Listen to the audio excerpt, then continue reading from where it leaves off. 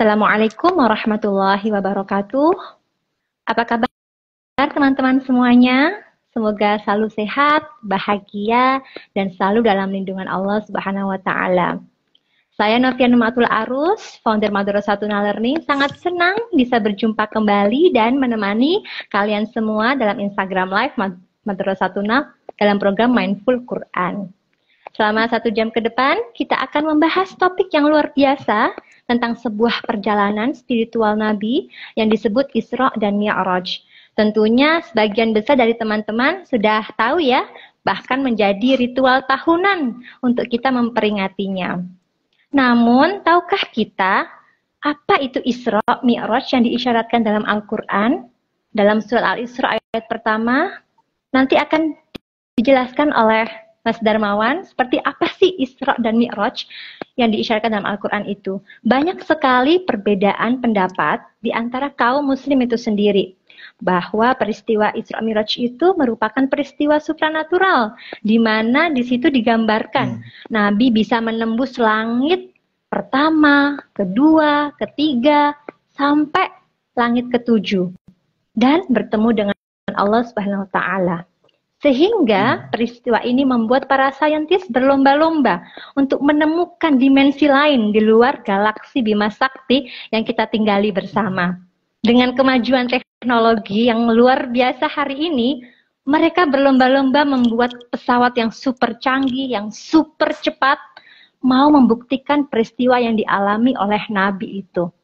Namun di sisi lain, beberapa ulama memaknakan bahwa peristiwa Isra dan Mi'raj merupakan perjalanan ke dalam diri.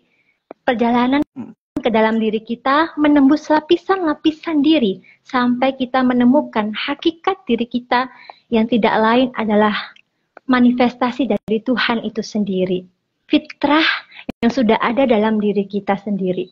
Nah, bagaimana Al-Quran mengupas peristiwa Isra dan Mi'raj? Sedang bersama saya, Mas Darmawan. Beliau ini adalah seorang penulis banyak buku yang sangat produktif, dosen muda dalam bidang ilmu, Al-Quran dan tafsir, dan juga pecinta kebijaksanaan, dan pengagum hidangan-hidangan sufi, yang juga aktif berbagi ilmu keislaman dan pendekatan yang relevan dan reflektif. Kita langsung sapa narasumber kita. Halo Mas Gunawan, Assalamualaikum. Waalaikumsalam warahmatullahi wabarakatuh. Gimana kabarnya Mas Darmawan? Alhamdulillah saya baik. Ya, Mas Darmawan gimana? Baik ya? Alhamdulillah baik. Alhamdulillah. Kalau sudah diajak diskusi nih, sakit pun jadinya baik nih. Alhamdulillah. Oh ini ya, agak-agak kurang enak badan ya?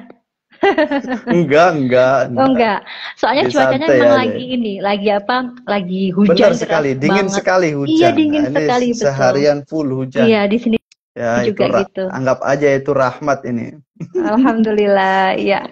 Terima kasih banyak sudah berkenan hadir dan meluangkan waktu untuk bersama kami malam ini. Senang sekali rasanya bisa berbagi ruang dan belajar langsung dari ilmu dan pengalaman Mas Darmawan. Nah, bagi teman-teman, jangan lupa kalau ada pertanyaan atau refleksi dari teman-teman, sharing pengalaman, atau apapun itu bisa ditulis di kolom komentar ya. Tanpa berlama-lama, mari kita mulai sesi ini dengan membaca surat Al-Fatihah. Ala niyatin sholihah Al-Fatihah. A'udzubillahi minasyaitonirrajim. Bismillahirrahmanirrahim. Alhamdulillahi rabbil alamin. Ar-Rahmanir-Rahim. Maliki yaumiddin. Iyyaka na'budu wa iyyaka nasta'in. Ihdinas siratal mustaqim. Siratal ladzina an'amta 'alaihim ghairil maghdubi 'alaihim waladdallin.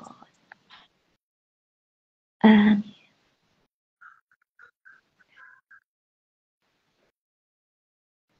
Baik. Selanjutnya, mari kita membuka hati, membuka pikiran untuk menyimak penjelasan yang akan disampaikan oleh Mas Darmawan. Kepada Mas Darmawan, saya persilahkan. Ya, alhamdulillahalamin, senang sekali kita bisa bersilaturahim, kita bisa bertukar pikiran, karena memang menurut saya silaturahim itu maknanya 3 setidaknya. Tentunya saya sama Mbak Novi ini sudah bersilaturahim panjang sekali saat kita magister di UIN ya. Iya, betul. Walaupun kita cuman ketemu di satu kelas waktu itu, kelasnya Profesor siapa? Tentang Filsafat Mbah Islam filsafat, ya. kita sempat satu kelas dulu Iya, ya. betul. Jadi silaturahim itu yang saya hayati pertama adalah silatul jasad. Jasad kita bertemu, jasad kita menyatu untuk mendiskusikan bersilaturahim secara jasadiah. Lalu ada silatul fikr. Nah, ini yang sering kita diskusikan, yaitu kita mencoba untuk men-share pengetahuan kita masing-masing. Jadi pemikiran dari satu dengan yang lain itu saling bertemu, kemudian melakukan suatu sintesis dan konstruksi. Yang itu nanti akan menjadi puncak tertingginya itu adalah silaturruh. Jadi silaturruh ini walaupun jasad kita tidak ada di situ, kemudian tapi walaupun jasad kita ini sudah memencar di beberapa tempat, tapi rasanya ada kerinduan untuk berjumpa kembali dalam kesendirian, mendoakan kawan-kawan, mendoakan dosen-dosen, guru-guru, murid-murid, itu yang sudah dimaksud silaturruh. Nah, dalam momentum Isra Mi'raj ini kita akan mencoba untuk membahas dalam perspektif tasawufnya, itu seperti apa kira-kira para sufi, para ulama kontemporer mengkaji tentang Isra Mi'raj. Jadi saya tidak akan berbicara nanti Nabi Muhammad bertemu dengan bertemu dengan nabi-nabi, itu tidak ya. Nanti saya hanya ingin melakukan mempertanyakan apakah Isra Mi'raj ini bersifat elit saja, hanya dilakukan oleh nabi, atau sebenarnya Isra Mi'raj ini juga bisa kita lakukan. Nah, itu hanya pertanyaan itu yang akan kita diskusikan pada malam hari ini. Apakah Isra Mi'raj itu pengalaman elitis, hanya orang-orang tertentu saja seperti Nabi Muhammad yang diceritakan di sini, atau sebenarnya kita itu bisa memiliki potensi untuk Mi'raj juga. Masya Allah. Namun sebelum itu, ini Isra itu kan perjalanan ya. Perjalanan. Mi'raj juga itu merupakan perjalanan. Kalau Isra itu biasanya dikaitkan dengan perjalanan Nabi Muhammad dari Masjidil Haram ke Masjidil Aqsa, dari satu masjid ke masjid. Kemudian Mi'raj ini dari perjalanan Nabi dari Masjidil Aqsa ke Sidratul Muntaha. Nah, yang menarik ini kalau kita bahas tentang pendekatan sufistik Al-Ghazali, itu mengatakan bahwa tujuan manusia ini adalah jin semua diciptakan ini adalah untuk melakukan perjalanan. Jadi dia menafsirkan wa ma khalaqtul jinna wal insa illa liya'budun. Sesungguhnya aku tidak menciptakan jin dan manusia kecuali untuk beribadah. Liya'budun ini ditafsirkan sama Al-Ghazali adalah lissafar, untuk perjalanan. Jadi kita akan berjalan dari satu titik ke titik yang lain. Kita membaca buku, kita membaca semua, sampai perjalanan kita akan menghantarkan kita kepada Allah Subhanahu wa taala. Itu penafsiran yang saya kira menarik dari Al-Ghazali. Jadi ternyata tujuan manusia diciptakan itu adalah untuk melakukan traveling menuju Allah Subhanahu wa taala. Karena kita itu berasal dari Dia, akan kembali lagi kepada Dia. Ada kalau dalam kajian filsafat atau tasawuf itu ada kaus nuzul. Kita itu turun. Kita ini dari Allah turun di muka bumi, kaus nuzul. Lalu ada kaus su'ud. Nah, kaus su'ud itu kita dari muka bumi di alam materi ini akan naik lagi menuju Allah, menjadi satu lingkaran. Itu yang kemudian nanti di dalam satu ayat disebutkan, dalam ayat Mi'raj itu fakana qaba qausaini au adna. Itu simbolisasi bahwa Nabi Muhammad dengan Allah itu seakan-akan seperti dua busur panah yang disatukan menjadi satu lingkaran. Kalau sudah menjadi satu lingkaran itu sudah kita tidak ketahui mana titik awal, mana titik akhir. Nah, ini antara Allah dengan Nabi Muhammad ini tidak ada tahu mana titik awal, mana titik akhir, mana abad, mana khalik. Nah, itu nanti kita jelaskan lebih spesifik lagi.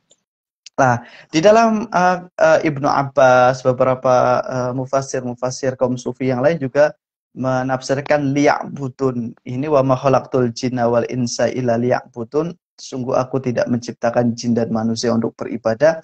Liya'budun ini adalah liya'rifun. Maknanya itu adalah untuk mengenali.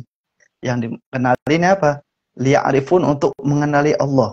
Jadi kita diciptakan ini tujuannya adalah kita akan bermakrifat kepada Allah. Lah, makrifat itu nanti beragam caranya. Bagaimana kita bisa sampai kepada makrifat kepada Allah. Itu menjadi suatu diskusi yang menarik. Nanti ada lahirkan para thariqah ini. Secara umum ada thariqah Muhammadiyah. Thariqah Muhammadiyah itu kita melakukan kebijaksanaan, kebaikan semuanya.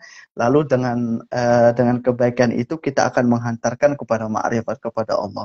Tetapi di dalam Al-Quran menarik, ada orang yang sekejam seperti Fir'aun, orang yang sepengis seperti Fir'aun, tapi pada puncak akhirnya dia bermakrifat kepada Allah. Ya, benar. Dia mengatakan, saya beriman kepada Robnya Musa. Robnya Musa. Lah, itu juga bagian dari makrifat. Ternyata thariqah ini kalau kita bisa simpulkan ada dua, ada thariqah Muhammadiyah. Kita menjalani napak tilas dan perjalanan kebaikan. Ada thariqah Fir'auniyah ini. Thariqah Fir'auniyah ini kita menapaki perjalanan keburukan, tapi ujung-ujungnya itu akan bermakrifat kepada Allah. Tapi nanti kualitas makrifat itu kan beda-beda ya. Nanti kita diskusikan di sini. Lah, kembali kepada Isra Mi'raj itu sebagai pengantar ya. Ayat tentang Isra Mi'raj itu kan ayat yang sering kita baca itu adalah surat Al-Isra ayat 1. Itu menarik sekali kalau kita baca. Allah berfirman, Subhanalladzi asra bi'abdihi lailan minal masjidil haram ilal masjidil aqsa alladzi barakna haulahu linuriyahu min ayatina innahu huwas samiul basir. Itu ada bahwa Isra ini adalah merupakan ayatnya Allah, tandanya Allah. Karena ayatnya Allah, maka kita perlu merenung, perlu kita resapi bersama. Kira-kira ada apa sih di dalam peristiwa Isra dan Mi'raj ini? Nah, kita bahas tentang asbabun nuzul ya. Kita bahas tentang bukan asbabun nuzul, latar belakang kenapa Nabi Muhammad diisrakan. Nabi Muhammad diisrakan itu kan dalam literatur sejarah kita temukan bahwa Nabi Muhammad itu berada di dalam puncak kegalauan. Depresi lah bisa dikatakan. Itu kehilangan istri, titik rendah banget itu. Kehilangan yang istri, kehilangan paman dan sebagainya, sehingga orang yang melindungi dia secara gerak dakwanya itu hilang di situ. Nah, saat berada di titik terendah itulah Allah memperjalankan dia. Artinya Allah memperjalankan dia, kemudian setelah itu Allah menghadiahkan sholat. Artinya apa? Bahwa sholat ini adalah satu proses untuk mereguk kebahagiaan. Satu ajaran ajaran dari Allah untuk memperoleh kebahagiaan. Karena Nabi mendapatkan sholat itu awalnya dia merasakan kegalauan itu sendiri, kehilangan orang-orang terdekat macam-macam. Lalu Allah israkan dan Allah hadiahkan sholat. Makanya sholat ini adalah sebagai sumber kebahagiaan kita. Kalau kita merenungi maknanya. Lah, ini pentingnya dalam kajian tasawuf, kajian filsafat, memaknai gerak-gerik sholat yang kemudian lahir disiplin suatu filsafat sholat atau sholat sufistik. Nah, itu menjadi menarik modal kita untuk mereguk kebahagiaan lewat sholat itu. Nah, itu latar belakangnya. Baru kita bahas pertanyaan utamanya itu apalah? Apakah Isra dan Mi'raj ini adalah suatu pengalaman yang bersifat elitis saja, hanya dilakukan oleh Nabi, atau sebenarnya Isra Mi'raj ini suatu pengalaman spiritual yang bisa direguk oleh seluruh manusia. Nah, untuk menemukan jawaban itu saya akan menghadirkan satu kaidah tafsir yang ditawarkan oleh Syekh Mutawalli Asy-Sya'rawi. Ini kaidah tafsir terbaru saya kira di abad ke-20 lahirnya kaidah ini untuk membaca ayat-ayat tentang kisah. Jadi kaidahnya berbunyinya seperti ini. Apabila kita membaca kisah di dalam Al-Qur'an, dan kita temukan bahwa kisah tokoh yang dikisahkan itu, subjek yang dikisahkan itu tidak disebutkan secara spesifik, maka kisah itu akan terus terulang sepanjang zaman. Oke. Menarik. Namun, saat kisah di dalam Al-Quran, subjeknya atau tokohnya disebutkan secara spesifik, maka kisah itu tidak akan terjadi sepanjang zaman. Bukan tidak terjadi. Kisah itu hanya terjadi di zaman itu saja. Satu contoh misalkan. Apabila Allah menceritakan di dalam Al-Quran kisah, subjeknya, tokohnya itu secara spesifik disebut, maka kisah itu tidak akan terjadi atau tidak akan terulang. Contohnya Nabi Isa. Kalau kita baca ayat-ayat tentang Nabi Isa, atau kita membaca ayat-ayat tentang nabi-nabi yang lain, Allah hanya menyebutkan para nabi itu nama-namanya saja. Ibrahim, Lut, Yahya, Yunus, dan sebagainya. Nuh, dan sebagainya. Tetapi kalau Allah mengisahkan Isa, selalu diselipkan Isa bin Maryam. Isa anaknya Maryam. Ini berbeda dengan kisah nabi-nabi yang lain, hanya sebutan namanya aja, tapi tidak disebutkan spesifik siapa ibunya, siapa bapaknya. Tapi kalau Nabi Isa itu disebutkan spesifik. Isa anaknya Maryam. Jadi jelas yang dimaksud Isa itu adalah anaknya Maryam.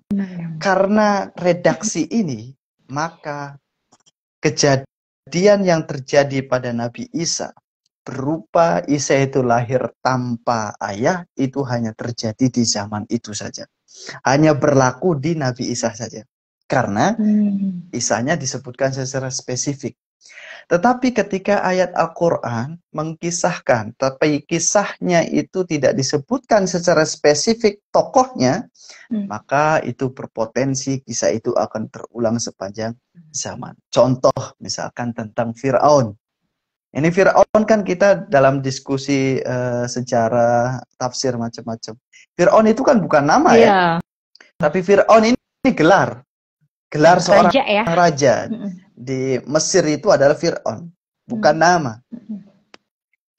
Karena Fir'aun itu bukan nama, tapi seorang gelar. Jadi kita tidak tahu nama Fir'aun ini siapa. Sehingga terjadi perdebatan. Ada Ramesses Tsani, Ramesses Tsalits, dan sebagainya. Tidak jelas. Karena tidak jelas itulah, maka apapun tidak tanduk yang dilakukan oleh Fir'aun itu akan terjadi sepanjang zaman. Contoh misalkan, Fir'aun itu dia membunuh, memutilasi. Yudabbihu abna'akum. Dia yang memutilasi, mencincang-cincang anak-anak kalian. Itu apa yang dilakukan Fir'aun. Di zaman sekarang banyak nggak orang membunuh anak? Banyak. Udah dikasih keturunan, ada satu orang susah mendapatkan keturunan, tapi satu sisi ada yang mudah dikasih keturunan, tapi dia tidak siap, lalu dia mengubur hidup-hidup, kemudian mencincang-cincang, membunuhnya dan sebagainya. Artinya itulah yang dilakukan oleh Fir'aun akan terjadi sepanjang zaman. Fir'aun itu orang yang zalim, pemimpin yang zalim. Zaman sekarang banyak sekali pemimpin yang zalim, dan itu yang disebut dengan Fir'aun di zaman modern. Fir'aun itu mengaku dirinya sebagai Tuhan. Ana rabbukumul a'la. Di zaman modern banyak sekali orang yang mengaku sebagai Tuhan. Dalam arti dia senang dipuji, senang disanjung, senang dihormati, gila pujian. Itu rasa superior. Mereka superior juga. Itu merupakan Fir'aun di zaman modern. Artinya kisah Al-Quran kalau tidak menyebutkan tokohnya spesifik, maka kisah itu akan terjadi sepanjang zaman. Termasuk Fir'aun itu. Nah, baru kita bahas kaidah itu kita terapkan di dalam membaca ayat tentang Isra. Allah Subhanahu wa taala itu berfirman, Subhanalladzi asra bi 'abdihi. Maha suci Allah yang telah memperjalankan hambanya. Lalu para mufasir menyebutkan hamba di situ adalah Nabi Muhammad. Lihat di sini kan hamba itu ya tidak spesifik, kan? Artinya tokoh yang disebutkan di sini itu tidak spesifik tokohnya.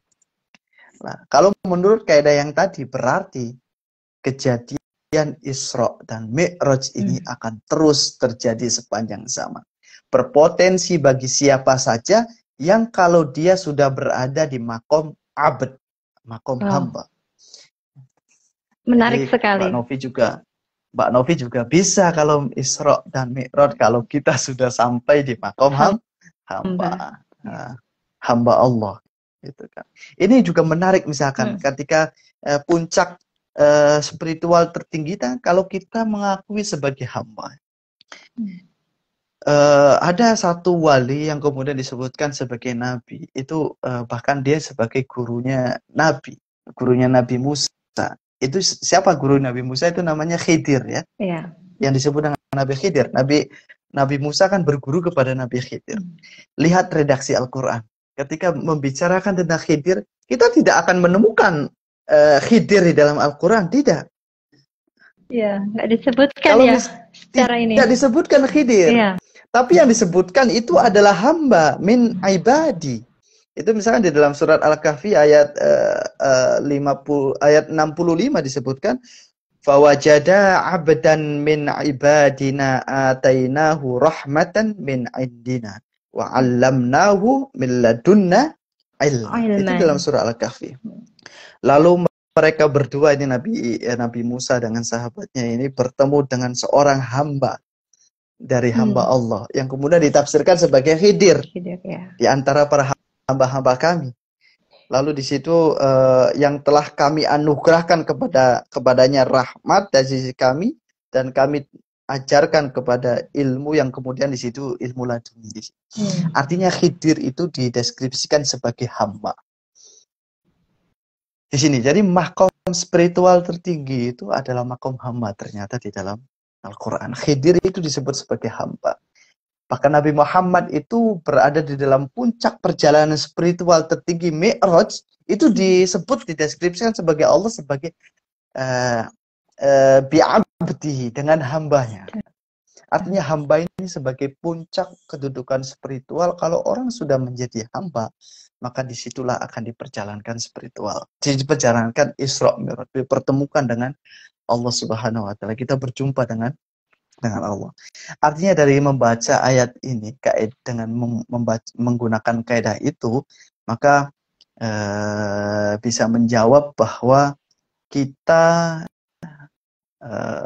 ini sebagai rahmat ya, sebagai rahmat Allah. Ternyata kita ini bisa berpotensi Mi'raj, bisa berpotensi Isra dan Mi'raj.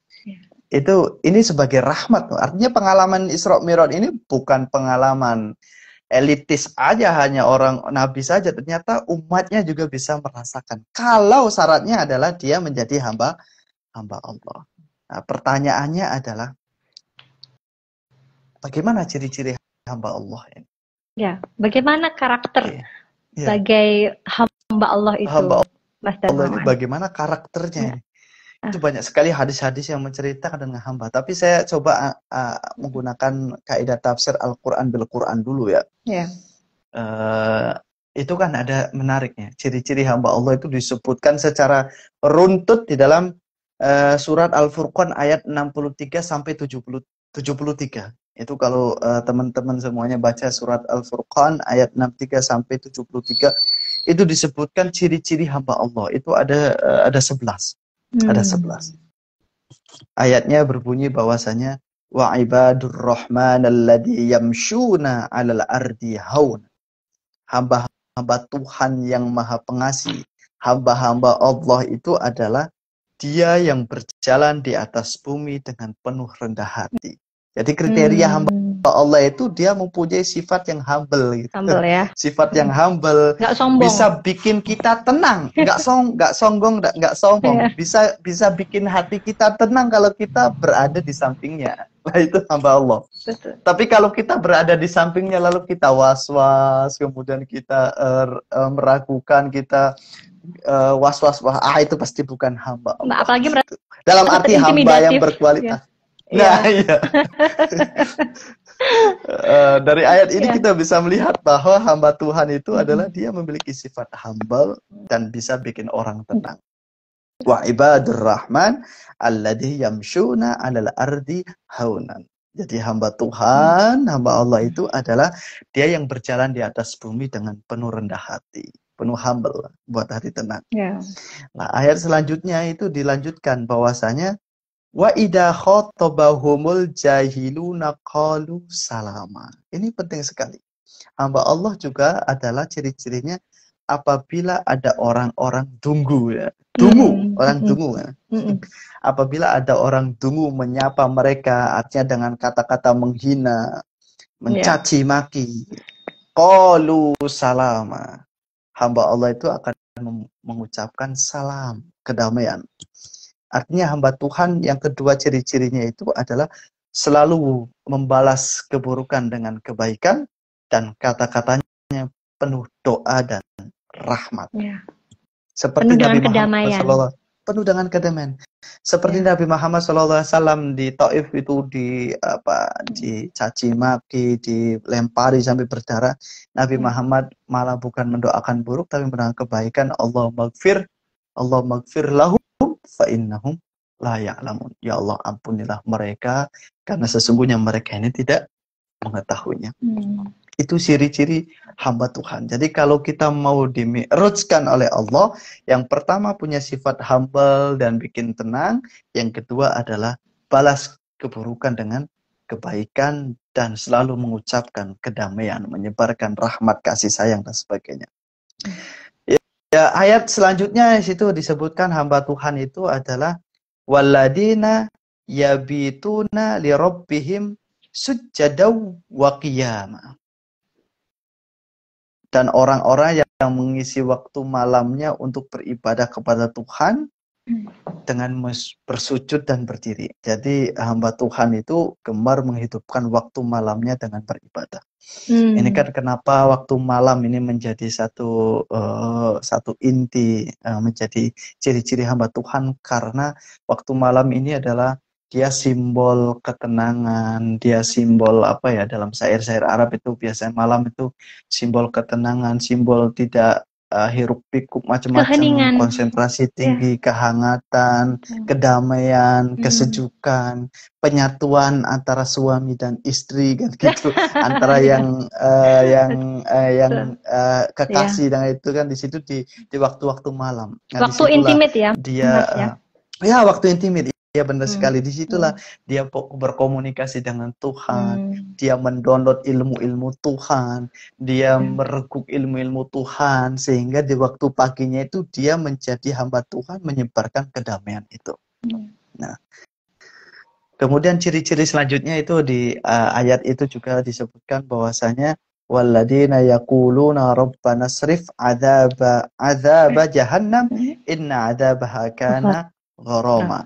Jadi hamba Tuhan itu selalu takut akan azab Allah. Tapi takut ini nanti ditafsirkan positif ya. Waspadalah.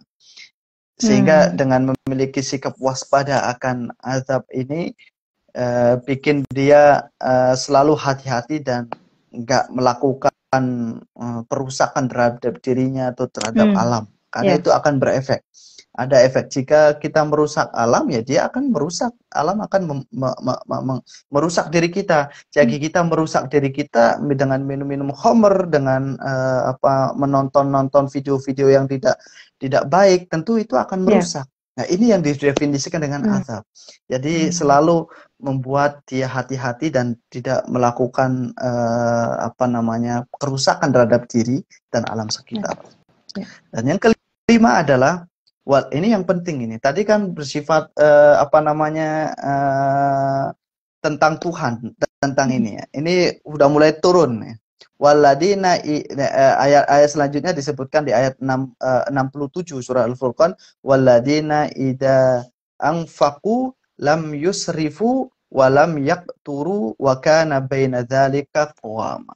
Jadi hamba Tuhan itu dia memiliki kepedulian sosial yang tinggi dan selalu siap berbagi tanpa berlebihan. Ini tanpa berlebihan. Jadi wasatiyah di sini pentingnya di sini. Jadi dia tidak berlebihan tapi selalu memiliki kepekaan pada kepedulian sosial. Kenapa ini penting? Karena ada satu hadis, misalkan hadis Nabi ini menarik sekali, bahwa jalan menuju Tuhan itu begitu banyak sekali. Jalan menuju Tuhan itu banyak sebilangan nafas manusia. Tetapi ada satu jalan yang tercepat untuk menuju Tuhan, yaitu engkau menjumpai orang-orang miskin, membantu mereka. Itu jalan-jalannya itu. Kalau bahasa Soekarno-nya gini, Tuhan itu berada di kubu-kubu orang miskin.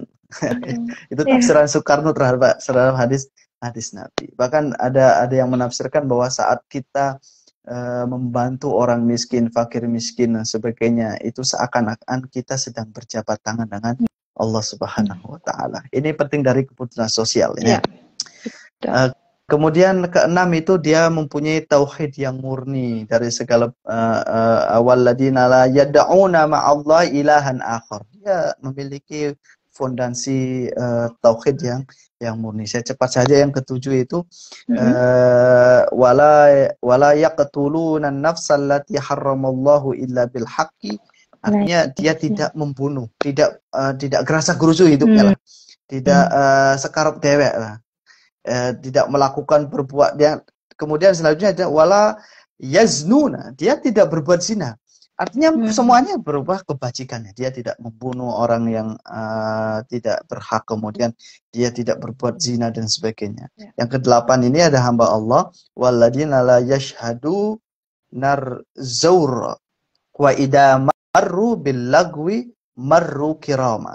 Artinya tidak memberikan kesaksian palsu, artinya tidak bohong macam-macam.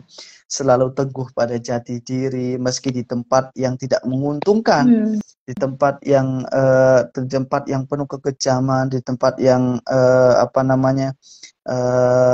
penuh dengan kedurjana dan sebagainya, tapi mereka selalu dengan menjaga kehormatannya. Ini seperti dikisahkan di dalam Al-Quran itu Asia kan. Asia itu kan istrinya Fir'aun ya. Asia kan dia hidup di lingkungan bukan di negara yang dipimpin oleh Fir'aun, tapi dia berada di kamarnya Fir'aun di situ kan, di sampingnya. Tapi di dalam situasi kondisi seperti itu Asia justru menjadi cahaya pelita. Artinya menjadi pelita di dalam kegelapan. Itu salah satu ciri-ciri hamba Tuhan. Yang kesembilan adalah walladzina idza dzukiru bi ayati rabbihim lam yahirru 'alaiha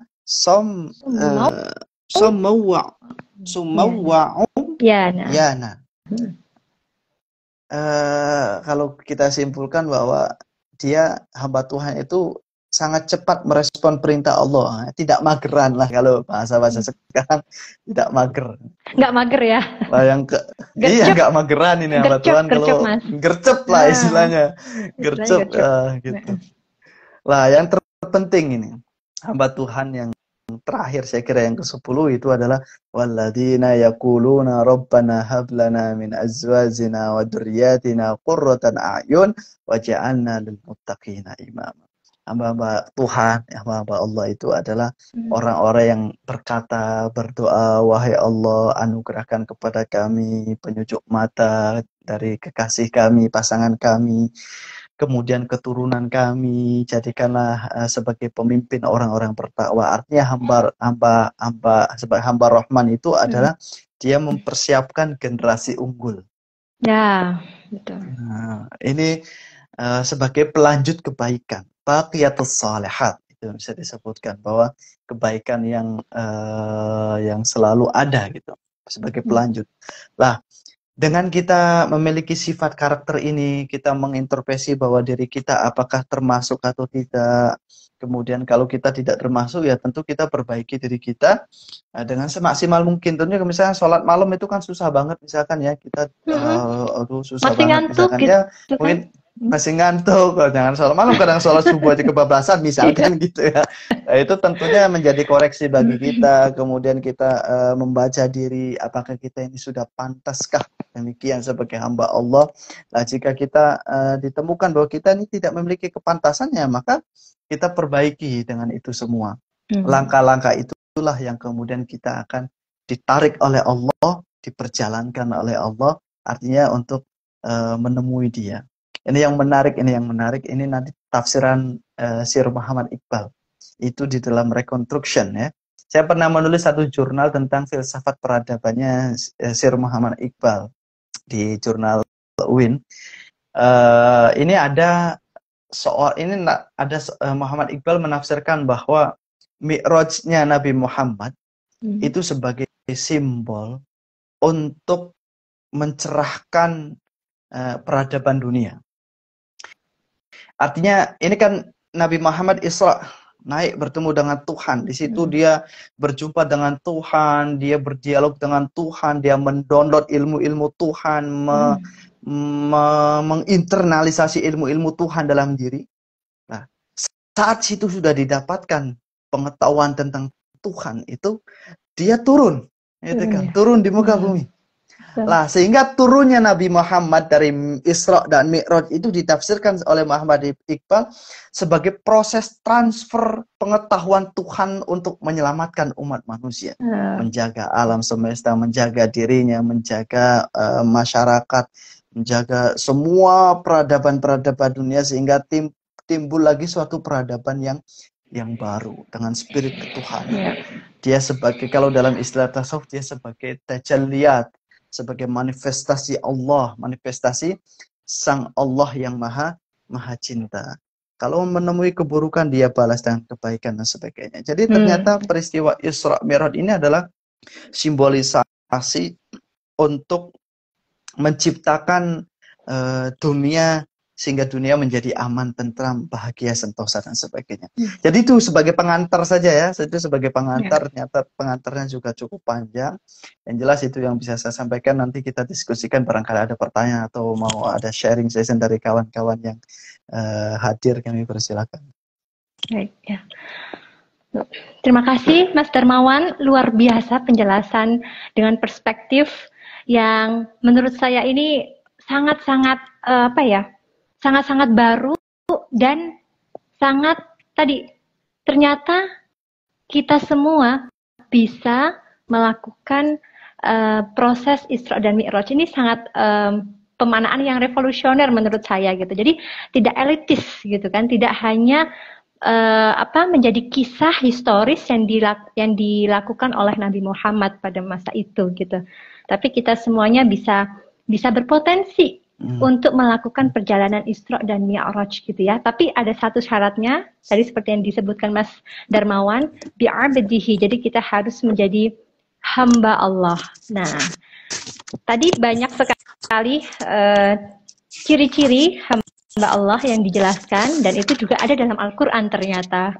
Ternyata Allah tuh sudah memberikan petunjuk ya, panduan gitu, supaya kita itu ya harus terus mengkaji.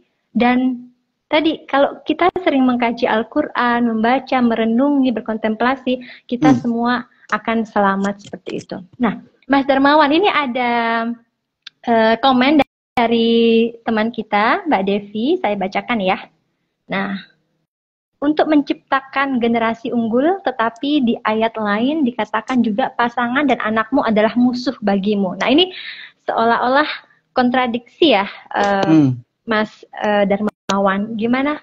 Di satu sisi kita memang harus berharap, meminta kepada Allah untuk menciptakan generasi unggul, untuk tadi melanjutkan peradaban-peradaban. Iya, pelanjut dari kebaikan-kebaikan kita dan sebagainya. Nah, tapi di satu sisi ada ayat yang menyatakan bahwa pasangan dan anakmu itu adalah musuh bagimu. Nah, ini gimana tuh cara merekonsiliasi ya, mendamaikan yang terkesan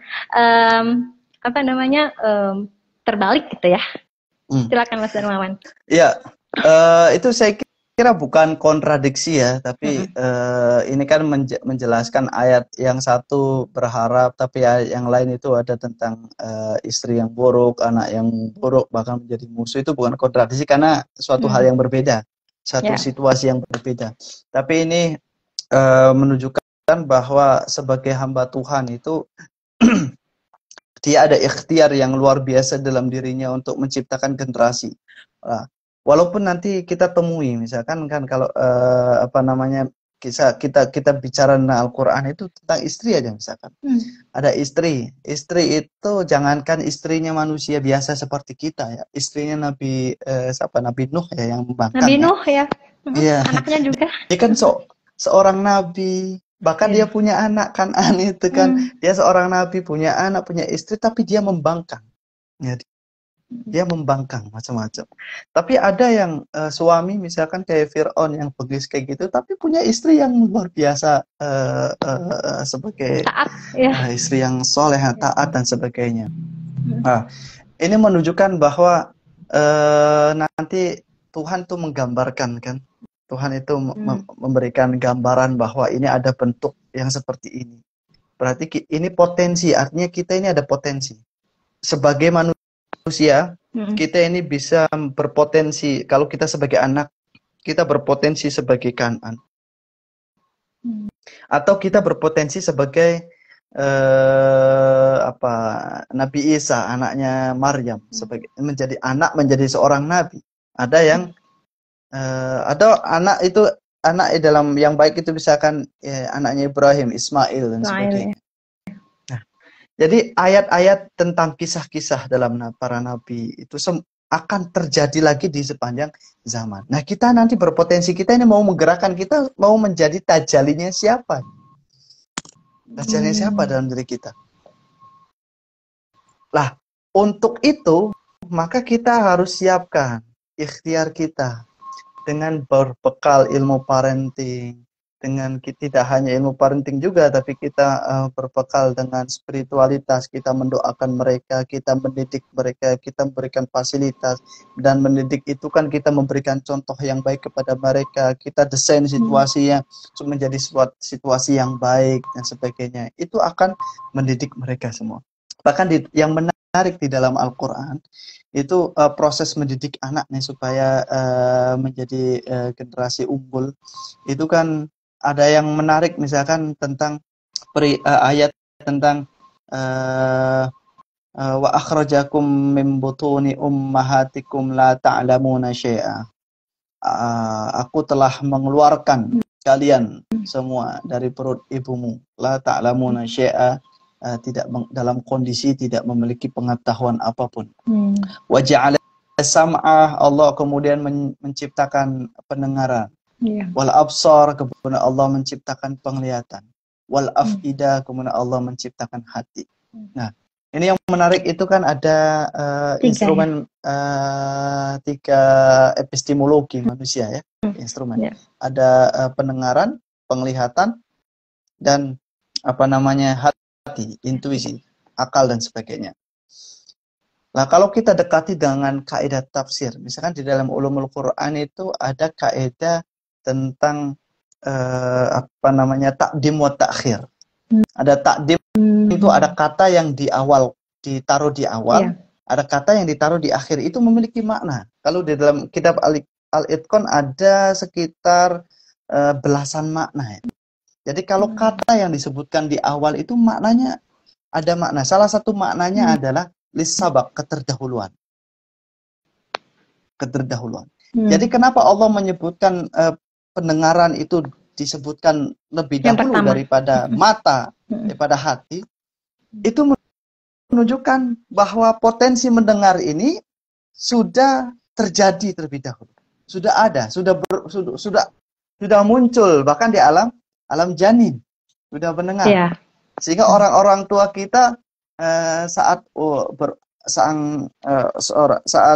berumur dalam kandungan itu 7 bulanan, ada tradisi 4 bulanan, ada tradisi 7 bulanan, kemudian didengarkan sirah-sirah Nabi, dibacakan surat Al-Kahfi, dibacakan ayat-ayat Al-Quran dan sebagainya, karena potensi pendengarannya sudah aktif di situ. Karena ayatnya pendengaran disebutkan di awal. Dan kemudian di era modern sekarang ada terapi ketika di bulan berapa, terapi musik. Iya. Itu kan ada. Iya. Ada. Itu kan sudah dikonfirmasi akhirnya berarti. Iya. Berarti ada memang secara sains juga seperti itu. Ya Al-Quran hanya simbol saja. Artinya kita mendidik anak itu dari mulai kandungan. Bahkan sebelum lebih ditarik lebih jauh lagi dalam proses pembuahannya.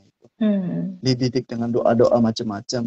Di kandungan kita dengarkan hal-hal yang baik. Tidak hanya dengarkan, berarti orang tuanya juga harus menjaga berbuat kebaik, menjaga dari keburukan dan sebagainya. Nah, itulah epistemologi pertama, lalu nanti ada penglihatan. Penglihatan tentunya saat sudah lahir dunia dia akan melihat, setelah itu baru hati dan sebagainya. Nah, artinya ayat-ayat yang menunjukkan ada istri yang buruk, ada anak yang buruk, tapi pada saat yang sisi ada anak yang baik, ada istri yang baik, itu menunjukkan bahwa inilah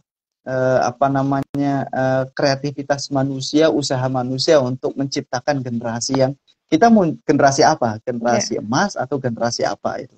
Nah, potensi inilah yang kemudian disebut dengan ikhtiar manusia. Itu saya kira ya. Kalau misalkan kita generasi misalkan harus ekonominya baik, itu ayat Al-Qur'an menjelaskan nahnu narzukukum wa iyyakum. Ini kan pakai nahnu ya, nahnu narzukukum. Itu kan kalau dalam kaidah tafsir kalau Allah menggunakan kata nahnu atau Allah menggunakan kata nahnu, itu Allah ingin melibatkan hambanya untuk mencapai itu. Betul. Contoh misalkan inna nahnu nazzalna dzikra wa inna lahu lahafidun. Sehingga kami yang menurunkan Allah, tapi Allah menyebutkan kami yang menurunkan Al-Qur'an dan menjaganya. Artinya dalam proses menurunkan kan Allah tidak langsung serta merta ke kita, tapi ada proses makhluk-makhluk yang lain. Ada Jibril, ada Nabi Muhammad. Nanti Nabi Muhammad ditafsir para sahabat, tabi'in sampai kepada kita, lalu kita mendapatkan makna Al-Qur'an. Itu. Begitu juga menjaganya. Jadi ada pelibatan makhluk di situ. Tapi ketika Allah di ayat nahnu narzukukum wa iyyakum, itu pakai nahnu. Kami yang memberikan rezeki kepada kalian semua. Nah, artinya dalam proses menggapai rezeki itu adalah ada nahnu di situ, berarti Allah ingin melibatkan sejauh mana ikhtiar manusia di dalam merekrut atau mencari rezeki. Tentunya semakin kreatif, inovatif, semakin kreatif, inovatif dan memiliki kegigihan, ya rezekinya semakin banyak dan sebagainya. Betul. Saya kira itu lewat pendekatan kaidah tafsir dalam membaca problematika yang sedang kita hadapi. Luar biasa sekali memang Mas, karena kita juga ini ya dikasih Allah kebebasan memilih, karena di satu ayat juga surat apa itu ya saya lupa gitu, bahwa Allah tidak akan mengubah kondisi suatu kaum kalau dia nggak mau berubah gitu.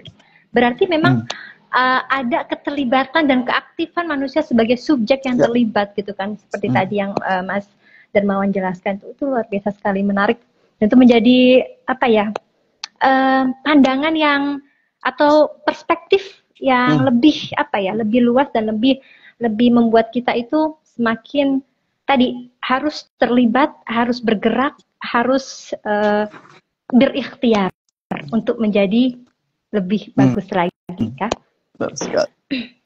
Oke. Nah, terima kasih Mbak Devi atas pertanyaannya. Semoga bisa menjawab. Ya, ini menarik sekali. Ada juga teman-teman yang baru join, ada Mbak Prahestip. Selamat datang, selamat bergabung ya Mbak Prahestip. Bisa nanti kalau ada pertanyaan atau apapun sharing pengalaman bisa ditulis di kolom komentar. Nah, saya lanjutkan nih Mas tadi, kembali ke asra bi'abdihi. Tadi kan bi'abdihi ini kan berarti makom ya, dan ini adalah tidak elitis hanya kepada Nabi Muhammad gitu. Bahkan setiap manusia itu punya potensi kalau dia mau menjadi abd, hambanya Allah kayak gitu. Nah, saya mau bertanya nih tentang hamba Allah tadi. Gimana ya kalau setiap manusia itu bisa diperjalankan oleh Allah kalau dia levelnya abad. Nah, tadi kan sudah menyinggung torikohnya. Nah, sebagai orang yang mungkin kita itu seringkali berbuat keburukan dan sebagainya, terus kita juga merasa berlumuran dosa. Tapi kita mau keluar. Nah, itu gimana tuh untuk cara-caranya supaya kita tidak merasa feeling guilty. Terus ya aku kan udah udah ini ya kayak nggak pantas gitu. Nah, itu gimana tuh? Udah hopeless. Nah, gimana cara untuk ini? Ya, justru saya kira orang yang merasa dirinya itu apa namanya tidak pantas dan itulah seorang hamba saya kira. Yang buruk kan dia tidak mengetahui kesalahannya. Itu justru yang menjadi wanti-wanti. Dia kalau dia dalam dirinya saya masih kurang sana sini macam-macam. Ya memang yang sempurna itu adalah Allah. Kalau kita menganggap diri kita ini paling sempurna, berarti kita menyamakan diri kita sebagai Allah. Kalau kita menyamakan diri kita sebagai Allah, berarti itulah yang dimaksud dengan kekufuran. Nah, itu. Jadi berarti semakin manusia itu memiliki rasa salah dan sebagainya, itu semakin baik, karena disitulah berpotensi untuk melakukan tafakkur, melakukan muhasabah dan sebagainya. Lalu setelah muhasabah inilah kita akan menemukan catatan-catatan dalam diri kita.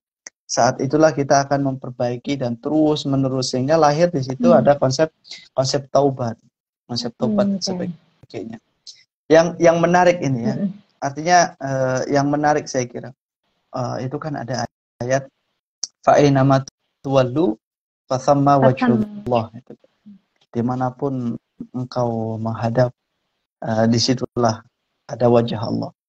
Pertanyaannya adalah, kalau kita sedang melakukan kemaksiatan, apakah ada wajah Tuhan juga di situ?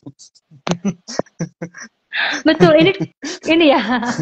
Itu pertanyaan yang nggak selesai menurut saya. Itu terus dicari gitu. Kalau semua wajah Allah, Tuhan, gimana itu, Mas? Kalau saat kita melakukan kemaksiatan, apakah ada wajah Tuhan di situ? Ini yang menarik saya kira ya. Sebenarnya di dalam saya, kalau hasil kesimpulan, hasil renungan saya ini bisa salah bisa benar. Saat dalam kita melakukan kebaikan, kita akan berjumpa dengan Allah. Artinya kita akan menemukan asma Allah di situ. Kan kita nggak bisa bertemu dengan zatnya Allah, tapi asma dan sifatnya. Saat kita berbuat kemaksiatan juga, kita akan berjumpa dengan Allah, asma Allah, yaitu dengan asma Ya Sattar, yang maha menutupi. Jadi kita saat bermaksiat, sekali lagi maksiat tapi sadar ya, tapi maksiat tidak sadar yang sama. Jadi kita tidak akan merekuk makna berjumpa dengan kita maksiat. Nah, kita kan banyak sekali ya, tentunya kita makhluk yang berdosa ini. Tapi kalau kita perhatikan saat kita bermaksiat, tentu kalau kita dibuka hijab kemaksiatan kita, tentu kita ini malu berjalan di komplek perumahan atau mau sholat aja malu ya, karena aib kita ini luar biasa kalau diketahui oleh masyarakat dan sebagainya. Tapi ternyata Allah itu ada sifat as-sattar, yang maha menutupi. Artinya berarti saat kita bermaksiat itu Allah menutupi kesalahan-kesalahan kita, sehingga kita masih tetap eksis untuk isi diskusi kayak gini nih. Artinya kalau kita sadar, ternyata dalam proses melakukan kemaksiatan di situ ada asma Allah as-sattar, yang maha menutup, itu hadir di situ. Disitulah kita dapat katakan ya, kita menjadi menemukan Tuhan di dalam kemaksiatan. Kalau kita sadar as-sattar, kemudian ar-ra'uf, maha penyayang. Kalau Allah tidak maha penyayang, Allah akan membuka semua aib-aib kita. Kemudian kita malu bersosialisasi. Tapi Allah menutup kita, Allah memberikan rahmat dan sebagainya, sehingga kita enjoy aja berjalan di muka bumi dengan kemaksiatan. Gak merasa ini ya, gak merasa malu gitu. Artinya ternyata untuk menemukan Tuhan itu dalam setiap kondisi. Kebaikan jelas. Keburukan juga kalau kita sadari bersama, ternyata di situ ada asma-asma Tuhan. Kita bisa merekuk. Di sini fa'inama tuwallu fathamma wajhullah. Itu. Menarik sekali. Saya kira ya. Iya, tadi ya, ternyata setiap pun yang tadi dikatakan wajah Allah atau kehadiran Allah itu, semua itu mencerminkan nama-nama Allah. Gitu. Nggak ada yang mungkin tadi mungkin kelihatan buruk, tapi sebenarnya di situ ternyata kalau kita mau menyadari dan mau lebih melihat lebih dalam gitu ya, ternyata di situ kita menemukan nama Allah yang tadi Ya, Sattar, yang Maha menutupi. Karena memang betul Mas Darmawan, seperti yang ditulis sama Mbak Ali, Mas Alis, ini Mbak atau Mas ya saya tahu, yang Kak Alisa Putra ini, dia bilang mendengar penjelasan tentang hamba jadi malu mengaku sebagai hamba Allah karena banyak kurangnya dalam menjadi hambanya, malah lebih dapat dikatakan lebih taat menjadi hamba materi atau syahwat. Ternyata makom hamba Allah adalah makom yang bisa dapat dikatakan makom yang tinggi ya Mas ya. Tapi karena memang ya menarik sih tadi penjelasan Mas Darmawan itu menarik sekali tadi. Jadi di abdi itu ternyata makom dan makom spiritual di situ. Makom spiritual ya. Jadi dan kita berpotensi menjadi itu semua. Oke. Jadi memang Allah itu maha adil. Barang siapa yang mau bermujahadah, yang benar-benar selalu memperbaiki diri sampai tadi level abdihi gitu kan, maka dia akan diperjalankan oleh Allah. Luar biasa. Ya, nah Mas, satu pertanyaan lagi sebelum kita close. Silakan. Ini dari saya. Ya. Di Isra Mi'raj itu kan peristiwa yang dilakukan Nabi atau yang dihadapi Nabi gitu. Itu kan ketika Nabi berjumpa sama Allah, tadi seperti Mas Darmawan bilang, Nabi mendapatkan hadiah sholat gitu ya. Jadi, nah bagaimana kita bisa memahami perintah sholat yang didapat bukan, ya maksudnya Nabi ini kan sayang kepada umatnya gitu, sehingga hadiah yang dikasih Allah itu juga di-sharekan gitu kan kepada umatnya gitu. Nah, perintah sholat ini dalam Isra Mi'raj itu bagaimana kita memahami bukan hanya sekedar ritual, tetapi juga sebagai jalan koneksi atau keterhubungan atau penghubung dengan Allah yang bisa dihayati oleh kita dalam kehidupan kita sehari-hari. Iya. Oke, tadi kan ada hadis kursi yang saya sebutkan bahwasanya jalan tercepat untuk berjumpa dengan Allah itu adalah kita menolong orang yang patah hatinya. Jadi Allah yang kena mental, orang kemiskinan, orang kena itu jalan terpuruk saat kita menolong itulah kita akan berjumpa dengan Allah. Dan pada hakikatnya kaum sufi menjelaskan bahwa saat kita itu berjabatan dengan orang yang sedang berada di kesusahan, dalam arti kita membantu mereka, saat itulah tangan kita sedang berjabatan dengan tangan Allah Subhanahu wa Ta'ala. Lalu kita tafsirkan sholat. Islam itu seluruh ajarannya adalah ada mengandung dimensi sosialnya. Sosialnya ya. Zakat tentu, zakat berefek pada sosial macam. Puasa tentu kita memiliki rasa ibadah sehingga ada sosialnya macam-macam. Haji juga. Haji kan kalau kita bisa berhaji, kalau misalnya kita pastikan sosial kita tenang, keluarga kita bisa makan, tidak egosentris macam-macam. Pertanyaan sholat, di mana dimensi sosialnya dalam sholat ini? Di mana dimensi sosialnya dalam sholat? Ini satu aja ya, saya buka nanti, semoga di lain kesempatan kita akan bahas tentang filsafat sholatnya. Itu kan dalam sholat itu kita diwajibkan membaca suratul Fatihah ya. Kita membacakan suratul Fatihah. Walaupun sholat kita sendirian atau sholat kita berjamaah dan sebagainya, kita diwajibkan membaca suratul Fatihah. Kalau sholat dalam Fatihah, baca Fatihah di jamaah, saat jamaah itu bukan hal yang biasa-biasa aja. Tapi saat Fatihah dalam sendirian, walaupun kita sholat sendirian, tapi lafadz yang kita bacakan, ihdinas siratal mustaqim, ya Allah berikan petunjuk kepada kami. Ihdina, iyyaka na'budu wa iyyaka nasta'in, ihdinas siratal mustaqim, tunjukkan kami. Nah, itu kan ada dimensi kesadaran sosial pakai kami. Bukan tunjukkan saya saja, tapi ihdina, tunjukkanlah kami ya Allah. Artinya banyak sekali nih orang-orang. Nah, kita berarti kita di situ secara ini kita mendoakan diri kita mendoakan orang tua kita termasuk ihdina itu adalah orang yang memusuhi kita, orang yang benci pada kita. Ini kan susah kalau kita ngasih hadiah kepada orang yang memberi kepada kita mah enak, kita biasa-biasa aja. Kita juga, tapi yang sulit kan, yang sulit itu orang yang menghina, tapi kita berikan hadiah. Lah sholat itu mengajarkan itu. Ihdina itu masuk kepada orang yang membenci kita, orang yang menghina kita, orang yang memusuhi kita. Ya Allah, berikan petunjuk kepada kami semua. Nah, artinya di sini sholat ada dimensi sosial ya. Nah, dimensi sosialnya inilah yang akan mengangkatkan derajat seorang hamba itu untuk menjadi seorang abad itu. Gitu. Nanti ada di dalam Futuhat Makkiyah. Saya juga lagi menulis tentang tafsir sholat ini. Nanti terbit menjadi beberapa artikel-artikel pendek biasa di baca.nurwala.id di situ. Itu sholat itu ternyata ada pergerakan. Ini simbolisasi Ibnu Arabi menafsirkan bahwasanya tentunya banyak sekali nih. Saya secuplik aja. Saat kita posisi berdiri. Posisi berdiri itu adalah kita menjadi makom insan, makom manusia. Artinya saat sholat ini kita harus berbakti kepada manusia, tidak melukai manusia, tidak macam-macam semuanya. Jadi pergerakan manusia berdiri. Saat ruku itu simbolisasi pergerakan hewan-hewan, hewan-hewan yang melata. Itu kan pergerakan gitu.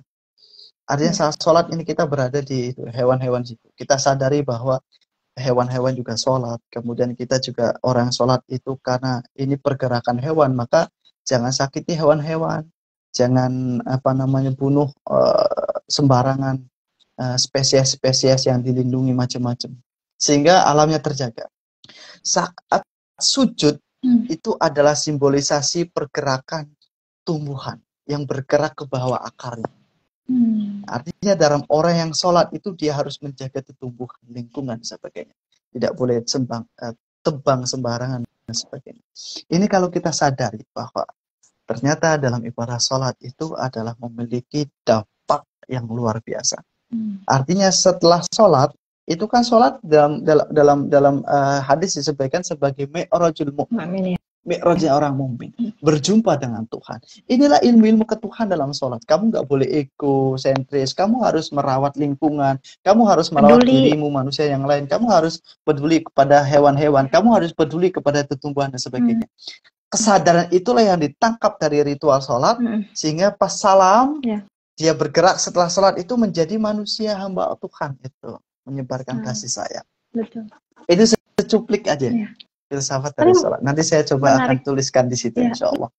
Menarik sekali, Mas, karena memang salah satu programnya Madrasatuna ini ada mindful ibadah yang memang didasarkan pada kitab Ihya Ulumuddin. Jadi bagaimana kita itu belajar tentang sholat, tentang zakat, puasa, tapi tidak hanya sebagai ritual yang sifatnya tadi mekanistik ataupun yang udah yang penting udah aku selesai gitu kan, udah wajibnya udah aku tunaikan kayak gitu, enggak. Tapi bagaimana ini tuh berefek membuat kesadaran kita tuh semakin bertumbuh dan kita menjadi tadi bisa berproses untuk menjadi hambanya Allah yang menebarkan kasih sayang di muka bumi ini dengan ibadah-ibadah yang kita lakukan.